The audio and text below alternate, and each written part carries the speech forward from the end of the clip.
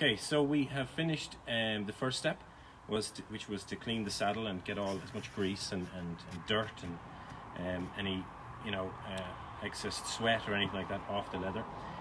One thing you could do actually as well is if you've got a very dirty saddle and the sponge isn't enough, you could get like an anti-scratch scouring pad, and that really helps to kind of get down and scrub the really dirty parts as well. And don't be afraid to kind of go at it, because it'll really help lift the dirt. So second stage is to oil it with the Effax Leather Oil. This is a really nice leather oil. It's got lanolin in it, which is obviously a really popular product when it comes to leather treatments and that, and it's quite fine, so it goes on really nice. Okay, so I'm just going to apply it here and I'm going to put it all over the saddle as much as I can. Again, it could use 2 or 3 treatments depending on how dirty or how dry your saddle is, and oiling it would be something that I would do maybe between 2 and 4 times a year, again depending on how much you use your saddle or you use your tack.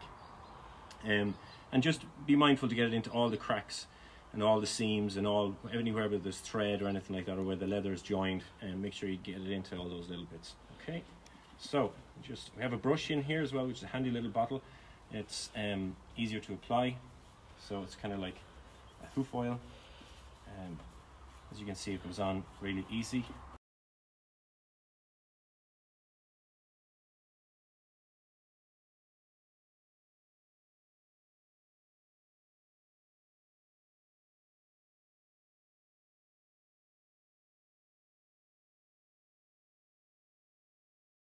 That is the second stage. I would then let that dry, and let it dry well in before we then go to the third stage, which is the leather balm.